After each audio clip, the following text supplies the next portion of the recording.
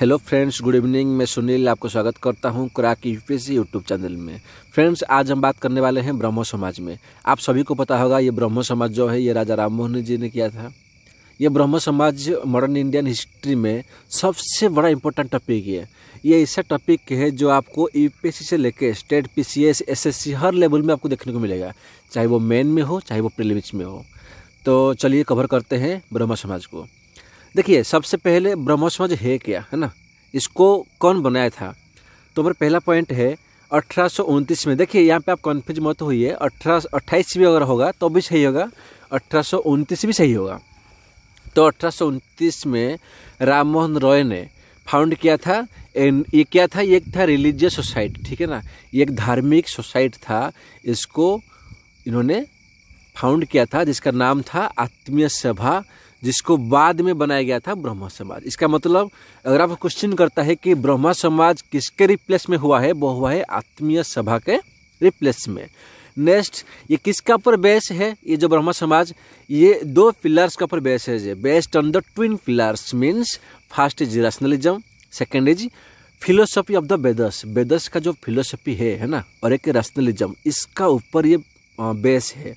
तो एमसीक्यू में ये आपको आ सकता है कि ब्रह्मो समाज किसका ऊपर बेस है। ऑप्शन कई सारे दे देगा, तो याद रखिए, एक होता है रैशनलिज्म, दूसरा होता है फिलोसफी ऑफ वेदस की, ठीक है। नेक्स्ट क्या है, द ब्रह्मो समाज एम्फसाइज्ड ह्यूमन डिग्निटी, ठीक है, ह्यूमन डिग्निटी। इसका मतलब क्या है कि इंसानों में ना एक दूसरे को मर्यादा करना। मैं आपको इज्जत करता हूँ, आप मुझे इज्जत कीजिए, ठीक है ना। आप इज्जत से मेरे वीडियो देख रही है, मैं इज्जत से आपको उस हिसाब से ट्रीट करूंगा। ये जो डिग्निटी है, ह्यूमैनिटी है, इसको ऊपर ध्यान देना है ब्रह्मो समाज का एक लक्ष्य था। दूसरा, ये क्रिटिसाइज किसको कर रहा था, आइडोलेट्री को, idolatry and denounce social evils like sati. देखिए पहले क्या है ना, हमारा बहुत सारे सोशल एविल्स था, हालांकि आज भी है। आज भी आपको पता होगा कहीं पे काली पूजा हो रहा है, कहीं पे दुर्गा पूजा हो रहा है, वहाँ पे कई सारे जानवर को क्या बलि दिया जा रहा है आज भी।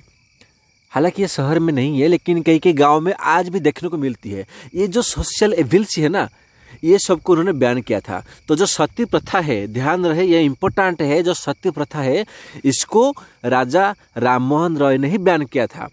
अगर क्वेश्चन करता है इसका टाइम पे, ये जो सती प्रथा जो बैन हुआ था, इस टाइम पे हमारा गवर्नर जनरल कौन था, तब आपका आंसर होगा गवर्नर जनरल विलियम बेंटिक। दोबारा कह रहा हूँ, governor general William Bentinck. Next क्या है, ये क्या रिप्रेजेंट किए थे, represented the first glimmerings of the rise of national consciousness in India. Next क्या है, oppose the rigidity of the caste system. जो कास्ट सिस्टम था, पता होगा आपको, अभी भी है, अभी भी कई सारे मतलब आदिवासी एरिया में आपको देखने को मिलेगा हमारी कास्ट सिस्टम के बारे में। जो नीचे लेवल के, मैं यहाँ पे कोई भी कास्ट को डिग्रेड नहीं कर रहा हूँ, आज भी मैं जस्ट एजुकेशन की तरफ से मैं आपको बोल रहा हूँ। कहीं कहीं पे है ना, आज भी है जो बिल्कुल लोअर लेवल का जो कास्ट है ना, उनको लोग छूते भी नहीं है, टच भी नहीं करते हैं, सोचते हैं कि हमारा धर्म खराब हो जाएगा, डैश डैश डैश जो भी है। तो ये जो कास्ट सिस्टम है उनको इन्होंने अपोज किया था। क्यों, क्योंकि ये हमारा कंट्री का जो यूनिटी है, जो हमारा कंट्री का यूनिटी है, ये इसको डिस्ट्रॉय कर रहा था, ठीक है। तो ध्यान रहे, ये जो मेन एग्जाम के लिए ना, मेन पॉइंट ऑफ व्यू में ये आपका मैंने ऐसे कवर किया हूँ कि आपका अगर 10 मार्क का भी अगर आपका एग्जाम क्वेश्चन होगा तो 10 में से आपको 10 ही मिलेगा, चाहे वो यूपीएससी हो चाहे वो स्टेट पीसीएस हो। इसलिए ध्यान से देखना है PDF. Next, the poet Rabindranath Tagore has rightly remarked. उन्होंने एक रविंद्रनाथ टैगोर ने उन्होंने एक पोएट लिखा था, उसमें क्या लिखा था, Ram Mohan Roy was the only person in this time in the whole world of man to realise completely the significance of the modern age. ये ध्यान रहे, ये आपको सेंटेंस में पूछ सकता है कि ये सेंटेंस कौन बोला था, तो आपका आंसर होगा राजा राम मोहन रॉय। चलिए हम दूसरे पेज पे आते हैं। यहाँ पे भी सेम वही लिखा हूँ, कुछ इंपोर्टेंट फैक्ट्स लिखा हूँ जो प्रीलिम्स में बार बार पूछ रहा है, चाहे वो एसएससी हो चाहे वो सीएचएसएल हो, कुछ भी हो, है ना, चाहे वो एनडीए भी हो सीडीएस भी हो। तो सबसे पहले क्या हुआ था कि रॉय ने क्या किया था, सती प्रथा को उन्होंने क्रिटिसाइज किया था, उनको बैन भी किया था, और वो एडवोकेट किस में किए थे, विडो रीमैरिज पे, ठीक है। कभी कभी क्वेश्चन आता है मेन में, विडो रीमैरिज का ऊपर लिखो, तो यहाँ पे राजा राम मोहन रॉय का भी नाम आएगा। उन्होंने भी इसका ऊपर एडवोकेट किए थे कि जो विडो है उनको भी मैरिज करना कोई से कोई दिक्कत नहीं, वो भी कर सकते हैं, उनका के हक है, उनका अधिकार है।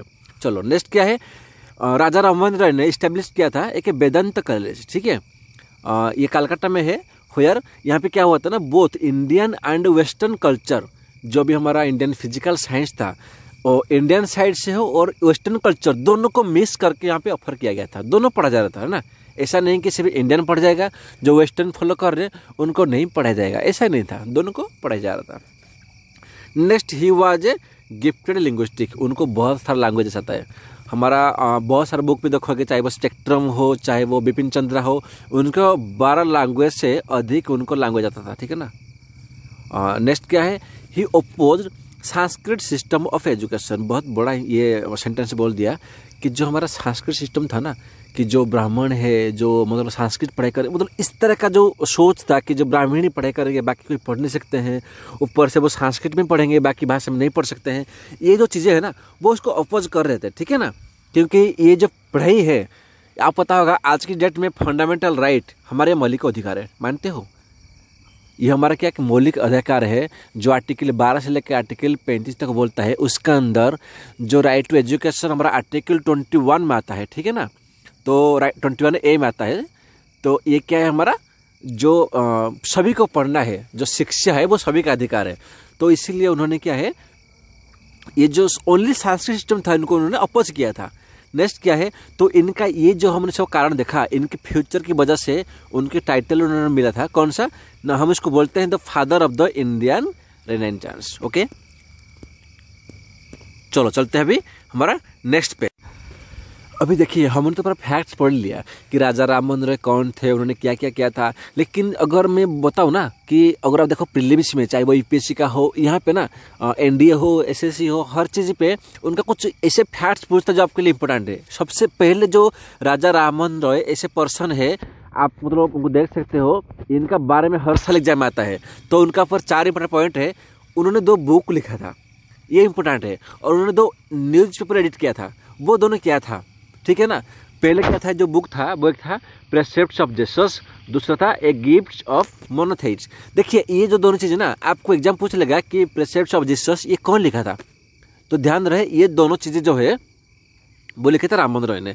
उनका 2 न्यूज़पेपर था, वो क्या था, मिरात उल अकबर, दूसरा था संवाद कौमुदी। देखिए आपको इतना बड़ा नाम याद रखने की कोई जरूरत नहीं है, सीधा आप याद रख लीजिए मिरात, सीधा याद रख लीजिए मिरात, दूसरा संवाद, ठीक है ना।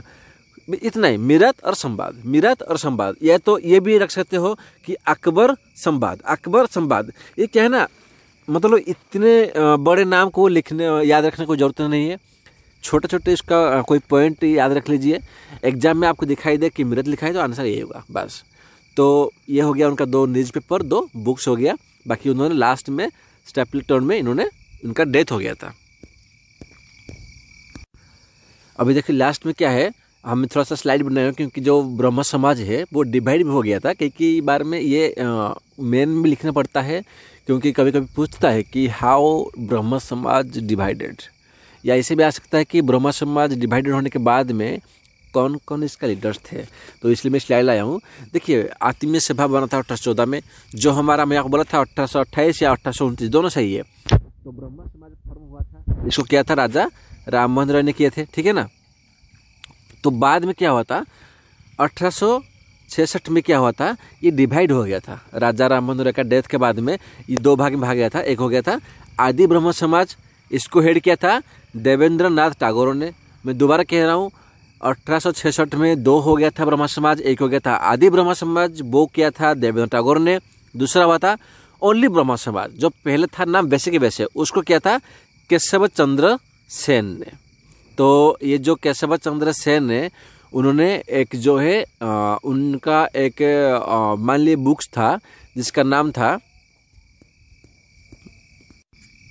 नव विधान, और दूसरा क्या है, जो हमारा देवेंद्र नाथ टैगोर, उन्होंने ब्रह्म समाज को ज्वाइन करने से पहले उन्होंने एक किया था तटबंधुनी सभा। मैं दोबारा कह रहा हूँ, वो था तटबंधुनी सभा। तो देखिए और क्वेश्चन बोलता है कि तटबोधिनी सभा कौन किया था, वो होंगे देवेंद्र टैगोर। अगर पूछेगा कि नवविधन कौन किए थे, वो होंगे केशव चंद्र सेन। तो फ्रेंड्स मैंने आपको पूरा बता दिया हूँ जो भी हमारा स्लाइड्स था।